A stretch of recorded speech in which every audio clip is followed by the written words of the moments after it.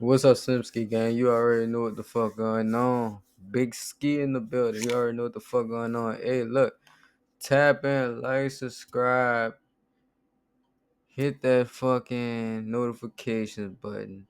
And we gonna tap in. We gonna rock out together. Y'all already know how the fuck I'm coming. Hey, look, I'm about to be bringing more energy to this shit, more reactions, all types of shit.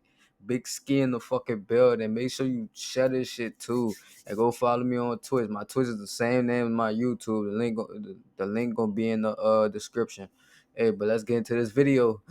Ski. 911 call from Joe Wood, who was horrified to find the lifeless body of his roommate, Donovan Barfield. Lansing Police, if you're in here, make yourself known. Ready? He's under here. Yeah. They tossed it. They were looking for something. Little did they know that Joe hadn't told them everything. He was hiding a chilling secret, a murder tape that he was too terrified to reveal. Give me that video. Give me the truth. Give me the names of the people that are threatening you. You did not delete that, did you? The video still exists, right? This is the moment of truth. We're either giving his family the answers they deserve, or we're giving the middle finger to all of them. And what that secret recording held was too disturbing to comprehend. There's video of you grabbing shoes. Those shoes were found where tonight in your apartment. Man, lock his ass up. Lock his motherfucking ass up right now. Bro, go back. There is no way you called and reported your friend dead, bro. You called and reported your friend dead, bro, and you had parts in it, gang.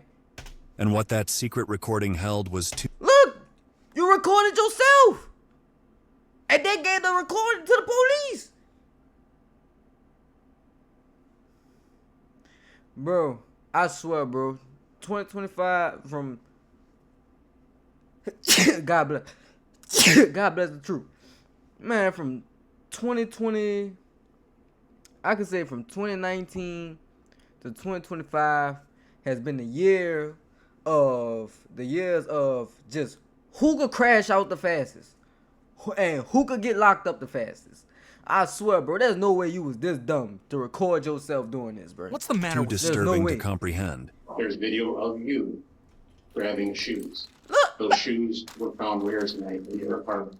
Give me the name. he got of me the- sweating, man. Hold on, man. On the morning of Friday, December 14th, 2018, just before 10:30 a.m., officers from the Lansing Police Department were dispatched to the 3600 block of Bayview Drive in Lansing, Michigan. They were responding to reports of a possible shooting, but uncertainty loomed. They had no way of knowing if any immediate danger awaited them at the scene. We really don't know what we're dealing with or what we're walking into, and we don't know if the shooter is present at the scene. We have to stay vigilant of the unknowns. As three officers approached the one-bedroom apartment, they noticed no signs of forced entry. The door was slightly ajar.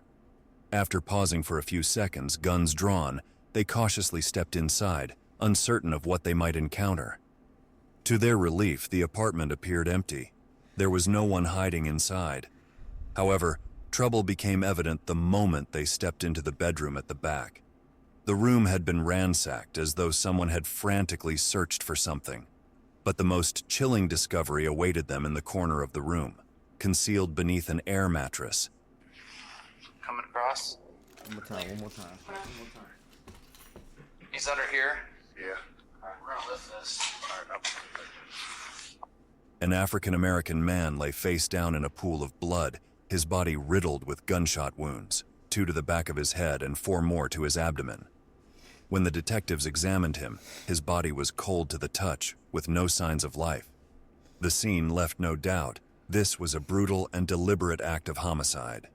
After securing the crime scene, the detectives began processing the apartment, finding it in complete disarray with blood splatters on the bedroom walls. But then, they made an unexpected discovery. Scattered on the floor were several shell casings from 2 separate guns, a .30 caliber and a 9mm. This indicated the involvement of 2 possible assailants. Given the state of the crime scene, detectives theorized that Donovan likely knew his attackers and, even worse, might have allowed them inside. However, what had truly transpired in that apartment remained a mystery. Despite a thorough search, no additional evidence was uncovered, not even the murder weapons. The detectives then shifted their focus to the person who had led them to the scene, Joe Wood, who was still outside the apartment complex, as per the 911 dispatcher. Hoping he could shed light on the events leading up to the murder, they prepared to question him for any crucial details. You don't have anything I need to poke me stick with? No weapons? Awesome. Okay, back seat here. Take a seat right there. Thank you.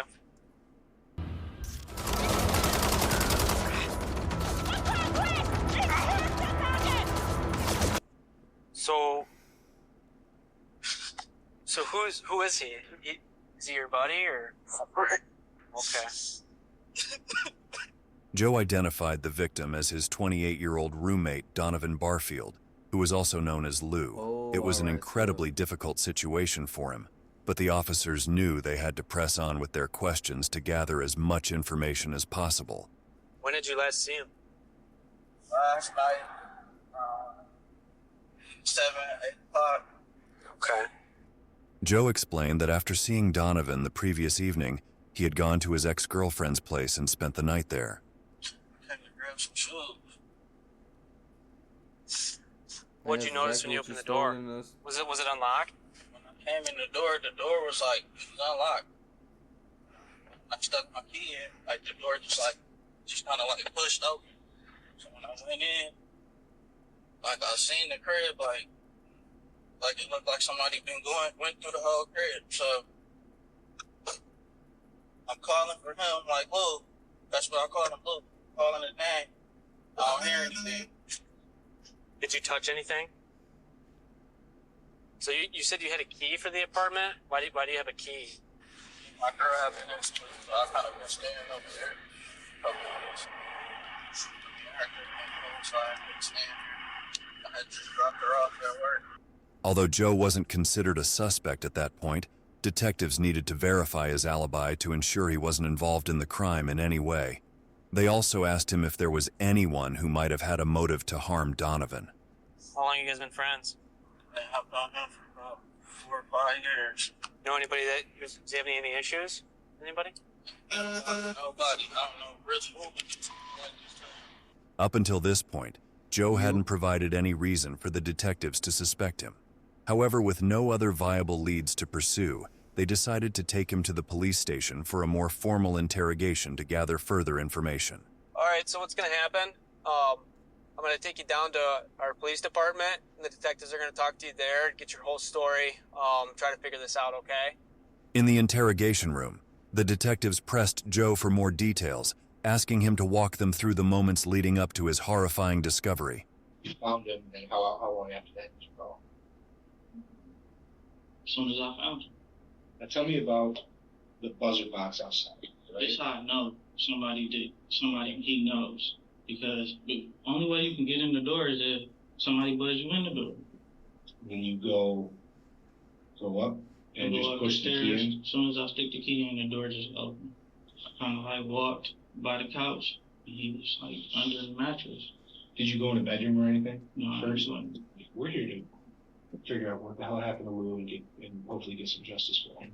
But I feel like maybe you could tell us something about his lifestyle that maybe led up to this. Understanding Donovan's lifestyle was becoming increasingly important as Joe revealed a crucial detail. Donovan was not originally from Lansing. He had recently moved to the city from a nearby town just a few days prior to his death. He's from Detroit. I Okay. know he be in a lot of stuff down there, so I don't know if it could be something from there. But as far as like him having problems with somebody or something like that, I ain't never known him to get into it with one person up there. Okay. Like he keeps to himself. He's a real private person. Since Joe couldn't provide any information about Donovan's life in Detroit or any potential conflicts he might have had there, the detectives shifted their focus to something he might know or speculate on. They asked him if there was any possibility that the murder weapons could have belonged to Donovan himself. Lou was shot with something that was already in the house. Is that a possibility? Nope, there was no guns over there.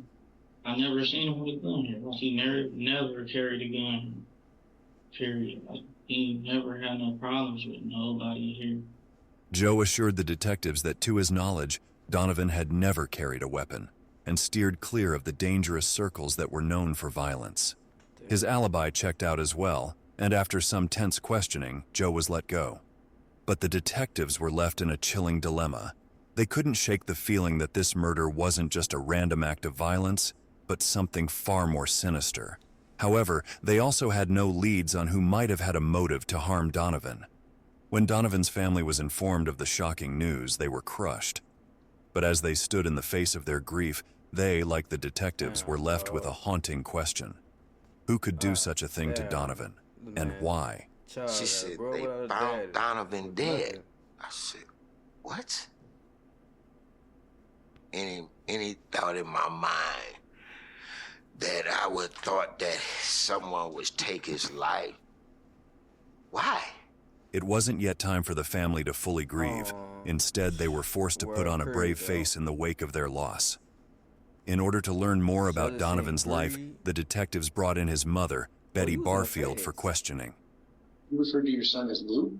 Well, that his friends do. I just call him every now and then. I call him Donovan.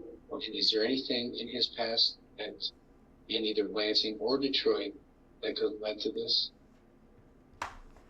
Well, they told me that he was supposed to be friendly again, but at the friend house, so she didn't want him to gamble there, so I don't know if he came to this apartment and gamble. I don't know What type? Dice. Betty confirmed that one of Donovan's favorite pastimes was street gambling, particularly playing dice. As investigators dug deeper, they discovered that in Lansing, Donovan's primary source of income. Hey, Chad, look. To all my family watching this right now, everybody that support me watching YouTube, whatever you do, man, if you gonna shoot dice, go shoot dice in the casino if you gonna take your chance to shoot dice. Cause shooting dice on the street, it only lead up to three things. You getting robbed, somebody killing you, or you having to kill them. And that's not no situation you won't be in behind no dice. Jail is a motherfucker. Had come from shooting dice. Although Donovan's mother insisted he wasn't involved in any illegal activities, the detectives were skeptical. So their next focus was to identify the people Donovan had been associating with before his death. Just as they were about to make headway, detectives received an unexpected visit from one of Donovan's friends, Anthony Brown. His interview with the detectives provided valuable insights into Donovan's life, as he had been one of Donovan's gambling buddies. Have you ever played dice with Lou before? Yeah. All right. He's usually high rolling. Yeah. Yeah. That's what I would do. I would shoot dice, try to get some money to help out with her. Okay. What's the most you've ever seen Lou with? They go stack? I'm not sure. He probably had about a couple $100 on it. Okay. Anthony confirmed that Donovan was known to keep a significant amount of cash on him and at his residence. This led detectives to consider the possibility that the murder could have been motivated by a robbery that tragically escalated into murder. To further explore this theory, detectives asked Anthony if he could think of anyone from Donovan's friend group who might have been responsible for the crime. If you had to guess, would you say it's Lansing people or Detroit people that did this? I'd probably say Lansing, just because he was cool here.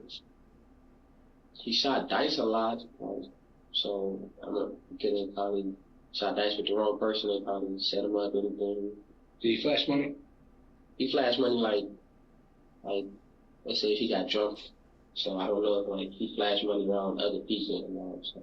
Anthony further told the detectives that on the evening of December 13th, 2018, he had met Donovan and they had planned to play dice. But those plans never came to be.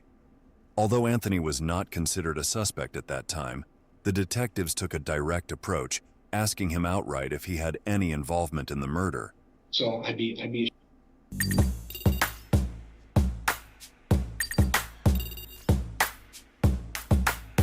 yeah, if I didn't ask you, did you have anything to do with Lou's death?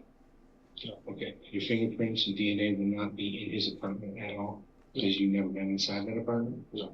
We'd like to ask your permission to have your phone forensically examined. We're not worried about anything. Sit down. Is that okay? Okay. Thank you. Although Anthony's alibi, claiming he had stayed at a friend's place on the night of the murder, needed to be verified, he was very cooperative and cordial with the detectives. Given his demeanor and lack of concrete evidence linking him to the crime, they ultimately let him go. With no other leads to follow, detectives decided to return to the very location where the crime had occurred. This time, they went door to door within the apartment complex, asking neighbors if they had seen anything unusual. Much to their interest, one neighbor had. Hey, sorry to wake you up if I did. We had an incident that occurred in the apartments right across the walkway. I was wondering if you may have heard anything last night. I heard some shooting, but I don't know what it was. I thought it was. I didn't know if it was. I wasn't about to look out the window. Yeah. What time was that? Probably about. Is it? I can't. Maybe 2 something. I don't know. So early morning-ish. Yeah, I believe that, but that's. Do you know how many gunshots did you hear approximately? Sound about like 7 or 8. 7 or 8? You hear anybody yelling or anything like that, or just heard the gunshots? That was it? No, I just heard doors slam and shoots. The detectives then spoke with the building manager to inquire if there had been any issues with the residents or unusual activities in the complex. Well, I don't know if the maintenance guys have told you guys, though. We've been having 2 black gentlemen that come through here at night. There's these 2 kids. They wear hoodies. They're out late at night. And they got into the vehicles out here. And broken vehicles. When was that? Let's see, Tuesday night. But there it used to be was fresh, ain't it? 3 or 4 vehicles. On Tuesday night? Have you had seen them since then? Yes, they were asking for money. In addition, they discovered that there had been a string of car break-ins around the apartment complex in recent weeks. This raised a new question. Could these crimes be connected to Donovan's murder? The detectives now found themselves considering the possibility of a larger pattern. When we spoke to the apartment manager of the complex, we had learned that they do not have video surveillance in the apartment complex at all. From that point, we knew that we needed to figure out what was Donovan doing prior to this happening. Before the detectives could proceed further with their investigation, they were approached by an elderly couple who lived in the apartment complex. The couple had startling information to share about an incident that had occurred earlier that week, which could potentially shed new light on the case. So what happened on Wednesday that was different, or? 2 guys come down, knock on our window. What window? Right there where the sign is? Yeah. When you say they came down, where do you know they came from? Down that way. Do you know what apartment? No. Okay. No. And the young kid said, I'll pay you $10, let me spend the night. I said, I'm going to call the police, you better get out of here. Can you describe the kids? One was short. Yeah, one was about this tall, and the other one was a little bit taller. And the one that was shorter was hiding behind the other, so where it looked like it was just one person there. Did you see anything on them, or did you? Well, he wears carries a backpack. And he carries a gun. The taller guy has a backpack? Yep. How do you know he has a gun? Yeah. Because when he walked away, and you know how they have that other little pocket on the back part, you know, has the big zipper on it, and then they have a little. You could see a shape of one on the back on that. When his shirt rolled up. No. Okay. Though the incident was undeniably concerning, detectives weren't sure if it had any connection to Donovan's murder. The only description they had was vague: 2 young African-American men, one shorter than the other, and it didn't give them much to work with. But as the couple continued, they revealed something unsettling. This wasn't the first time the men had been seen. I ain't gonna lie though, but these type of descriptions will be getting black people killed. Cause that description you just gave was a badass description, because now they could just pull up on any 2 black people walking and just, you know, like, it's a new age. You gotta think smarter. Come on, man. Like, we ain't trying to have nobody go out. We just being real. Like, now look, she doing her part. She doing her part as a citizen by saying what she can. But y'all know police be slow as hell. Like, they'll take that description and just pull over any 2 people that they see walking or in the area for no reason, when they don't got no reason. Loitering around the building premises. The revelation added a new layer of suspicion, suggesting that these individuals might be far more involved than anyone had initially realized. Did you ever see him anywhere else? Yeah, that one day that our car got broke into, the Yeah. Vibe. I told the manager they used to come in. I left my car unlocked. They'd ransack it 3-4 times. Did you see them do it? Yeah. I come to office one day and they were in my car. I went out there. I said, "Get out of my car." I told the manager, I said, "You're renting a drug dealer." She don't care. So when you say there's drug dealers down there, how do you know that? Because I know the people. Oh. Who do you know Oh, down you're spilling the beans a little bit too much. Why you telling them? Why you telling them people that trying to get their money? Yes. They hung down there too. They hung wherever they could. The couple claimed that, despite their complaints about possible drug dealing around the apartment complex, no one had taken the matter seriously enough to investigate. However, the most shocking revelation came when the witnesses stated that the two men had been seen hanging out at the same apartment where Donovan had lived. This new information led detectives to consider the possibility that Donovan wasn't just involved in gambling, but might have also become entangled in drugs, or at least associated with drug dealers. We still don't know how Donovan is getting money.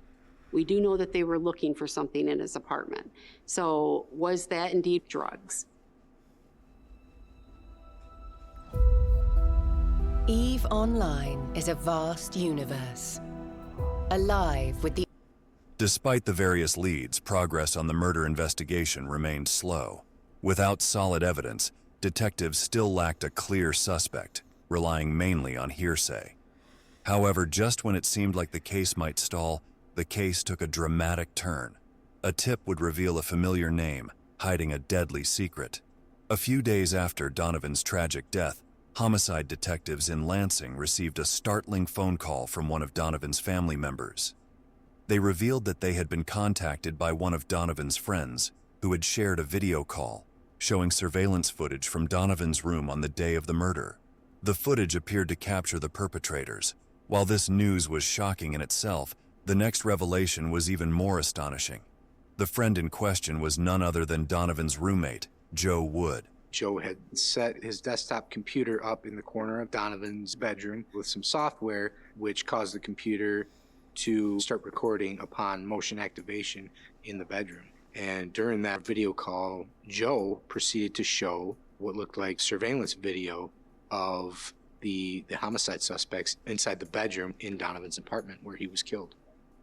This was the first time we really had any lead of a suspect to follow up on. And we also realized at that point, Joe did not tell us what really happened the morning that he called 911 when he found Donovan. While detectives were relieved to learn that video evidence of the killers existed, their relief was overshadowed by a pressing question. Why had Joe withheld such vital information from the police? To understand just how much Joe really knew, detectives quickly tracked him down. Surprisingly, he voluntarily agreed to return for a second interview. However, this cooperation did little to restore the detectives' trust or ease their frustrations, as they were furious with his lies. But before confronting him further, they had one immediate priority: confirming that the video evidence was still intact. You did not delete that, did you? It exists, right? The video still exists, right? Did you delete it? You did not delete it. Okay. Thank God. Once the detectives were assured that Joe hadn't deleted the video, their next step was to obtain it from him. That shit, wow. This is the moment of truth. We're either giving his family the answers they deserve, we're giving Lou the justice he deserves, or we're giving the middle finger to all of them. And you hold the key. You hold the key. I don't even know how this works. Like, it always happens. That person always end up dead. Give me that video. Give me the truth. Give me the names of the people that are threatening you. Give me the name of the that killed me. And I promise you I'll do my job. Despite their persistent pressure on Joe to hand over the video and help bring justice for his friend, Joe remained hesitant. He was adamant that if he gave the video to the detectives, his own life would be at risk. Joe also revealed that this was the very reason he had reached out to Donovan's family instead of the police. However, as Joe was still unwilling to hand over the video, the detectives decided to raise the stakes. They motherfuckers won't be so street till they get in the interrogation room and booking. Before they even touch booking, I guarantee you, 95.5% of the people in this world is telling. You see, like how they trying to persuade him to give him that video, even though he know he in the video, but he trying to make it to where he could get less time, cause he know he guilty. Then you probably let them flunk you out to call the police. Be like, yeah, bro, just be like, you walked inside, yeah.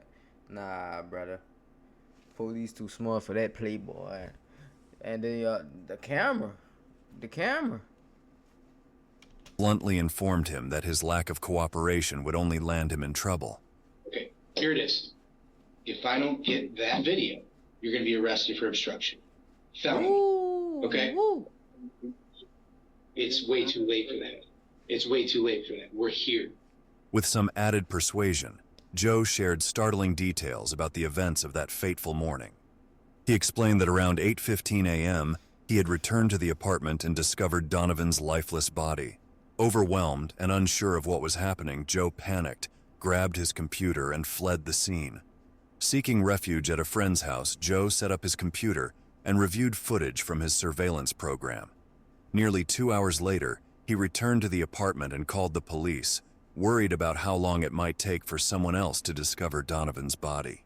In the meantime, Joe's friend was holding onto the computer. While these revelations helped detectives piece together a clearer timeline, Joe remained hesitant to fully cooperate. Extracting the location of the computer from him proved to be a delicate challenge. Your name's on this. It's what you do now that makes you a man or makes you a punk. At this point, that's all we need. Is we need that piece. We need that piece of the puzzle right today. You're almost there. Your heart's in the right place. But you just that one more step. We want to meet somebody so they can bring you. Make the call, have him come here. Joe finally disclosed the location where his friend had been keeping the computer and assured the detectives that the video had never been altered. A patrol officer was promptly dispatched to retrieve the computer, and it was brought to the police station for further investigation. As the detectives began watching the footage, they were stunned by what they saw. With Joe still in the interview room, I finally actually get my hands on this computer, and we were able to see that, yes, there are video clips possibly of homicide suspects. His ass. When watching the video, we couldn't believe our eyes. So you think there's a third person in the room with him? It's gotta be. Stay in here.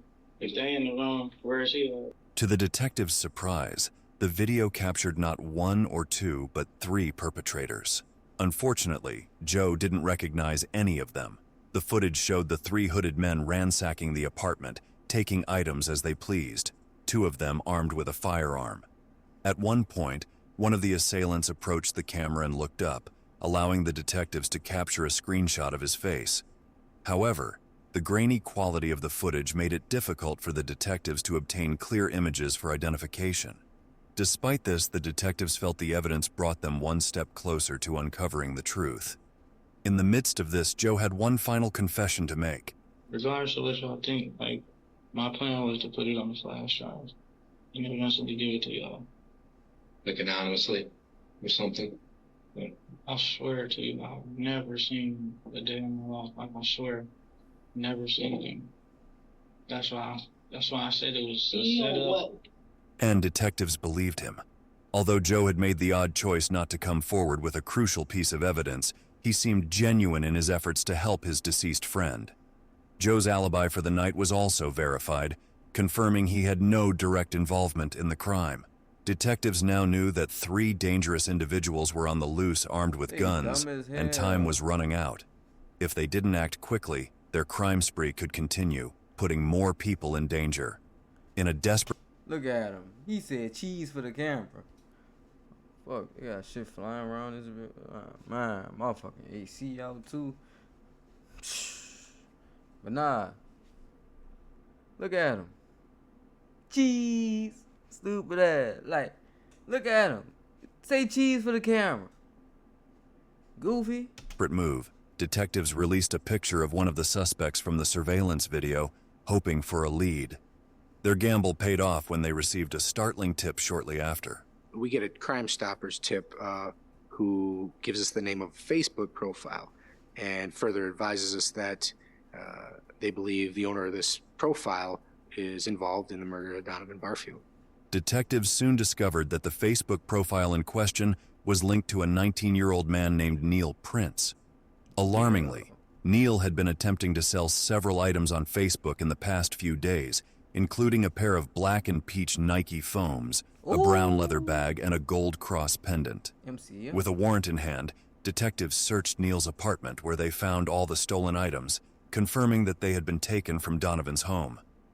Additionally, a sweatshirt and pair of jeans matching the attire of the suspect in the surveillance video were recovered. As a result, Neil was immediately taken into custody and brought in for questioning. Everybody. I want to speak to you about a homicide that occurred over on Bayview on December 14th, specifically. Okay? He finna tell on everybody. Understand that just didn't pick your name out of the hat. We have information available to us that we think that you have some knowledge about that incident that you can share with us. Okay? Okay, I will tell you there was surveillance footage in the apartment.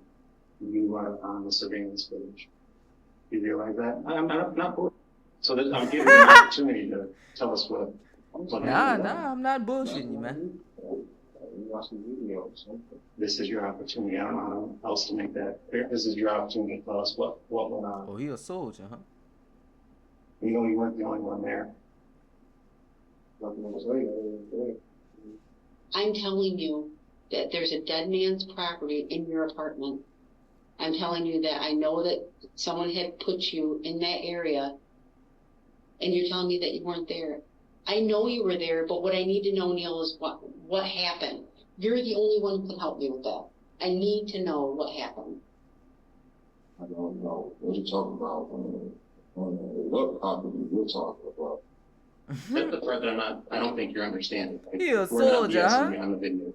He There's G'd up. video of you grabbing shoes. Those shoes were found where tonight in your apartment. If you didn't do the shooting, why don't you tell us who did? We know you were there. Despite the detectives making it clear that they had irrefutable evidence against him, Neil stubbornly denied any involvement in the murder. He refused to reveal any details about the other two suspects too, who the detectives still had no leads on. Just when it seemed the case had hit a dead end, a shocking breakthrough came out of nowhere. A few days later, detectives received word of an arrest involving a familiar face, Anthony Brown. He had been pulled over during a routine traffic stop for unlawful possession of a weapon that seemed to be a key piece in a far darker scheme. They found a 9mm handgun in his possession. We knew that he was with Donovan that evening, and we knew that we had shell casings that were 9mm on the scene. It was discovered that, indeed, that 9mm that was in Anthony's possession during that traffic stop was the same 9mm that matched those shell casings on the that were on scene of Donovan's homicide. At that point, detectives knew it was time to speak with Anthony again. Do you know what can happen to somebody that provides false information on a homicide investigation? I didn't see anything. If I were to write a search warrant for your cell phone, what do you think would show your location during this homicide? Where would it show you the location of your cell phone? Would I tell you about that? When I ask you these questions, Anthony, it's because I already know. Now, I'm not saying that you're a cold-blooded killer. What I'm saying is, you were there, that's sideways, and I can prove it. Much like Neil, despite the overwhelming evidence against him, Anthony vehemently denied any involvement in Donovan's murder. He provided an alibi for the night in question. However, when the police verified his alibi, the witness contradicted his account. Faced with this revelation, Anthony quickly lawyered up, signaling that he was no longer willing to cooperate with the investigation. Excuse me, but I need a lawyer or something. Now that you've requested an attorney, I'm not going to ask you more questions, but knowing what you know now, you're going to have to think about what you were saying. Now, with two suspects in custody, the detectives were closing in on the truth. While neither of them had confessed, the police had accumulated enough circumstantial evidence to arraign both men for Donovan's murder. Adding to their case, multiple residents confirmed that Anthony and Neil were the same individuals frequently seen prowling around the apartment complex and linked to previous break-ins. With all this information, both suspects remained behind bars awaiting trial. Yet the investigation was far from over, as the third suspect remained at large, still roaming free. Then, as if fate had intervened, another crucial piece of the puzzle fell into place. 3 months after Donovan's brutal murder, a 16-year-old boy named Willie Fletcher walked into the Lansing Police Department with his lawyer, ready to reveal a chilling story. He wasn't just a witness. He was the third suspect, and he was ready to reveal the dark details of the murder. Anthony told the juvenile as well as Neil that, hey, I know a guy. He carries a lot of money. I was playing dice with him earlier. We're going to rob Donovan Barfield of his money. Everybody just sit here and stare at him. You can see the goofiness in his eyes. Bro, you are the only one they didn't have on camera clearly, gang. You are the only one they didn't have on camera clearly, gang. How? Why? Why did you turn yourself in? You didn't have to turn yourself in. Like, bro, this is what I mean. Like, this is about who can crash out the fastest. Everybody want to go to jail. Bro, you were the only person that could have possibly got away, and you turned yourself in, bro. Like, dummy of the year, crash out of the year, call it what you want to call it. Then, when you turned yourself in, you went and told everything. I understand you probably had a guilty conscience. You probably had a guilty conscience because you knew what you did was wrong, which it is wrong. I don't support it. But if you had a chance to beat this shit, the only way you could have went to jail was if the people you done it with told on you. And they don't look like they was about to tell on you. They stood solid in the paint. So, you turned yourself in just to be like, yeah, I'm going to turn myself in. I went to jail. Yeah. Like, yeah, retort. I mean, yay, dumb. Yay, like, come on. And structure. The juvenile got no structure. Anthony told us that I already set up the dice game. He's waiting for us. He explained that when they reached Donovan's apartment, Anthony instructed him to shoot Donovan from behind. Willie said that as soon as he pulled the trigger, he was so scared that he nearly dropped the gun. It was at that point that Anthony took over and shot Donovan a few more times to finish the job. Willie added that by this time he had a change of heart and didn't want to be involved anymore. However, Anthony threatened to kill him and his family if he didn't go through with what they had started. Fearing for his life, Willie reluctantly continued with the robbery. The juvenile's confession was instrumental to us being able to solve the case. He's 16. We ultimately uncovered what appeared to be a 18. cold-blooded scheme of 21. robbery and murder. Ultimately, all 3 individuals were charged and convicted of Donovan's murder.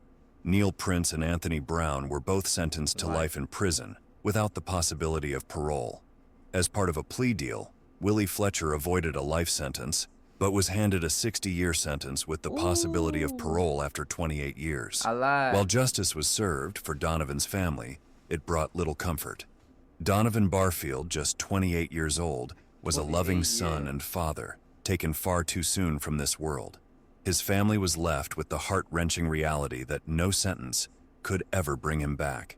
That's my only son in this world. First son and last son, so I miss him a lot. Before we conclude our story, we extend our deepest condolences to Donovan's family and loved ones.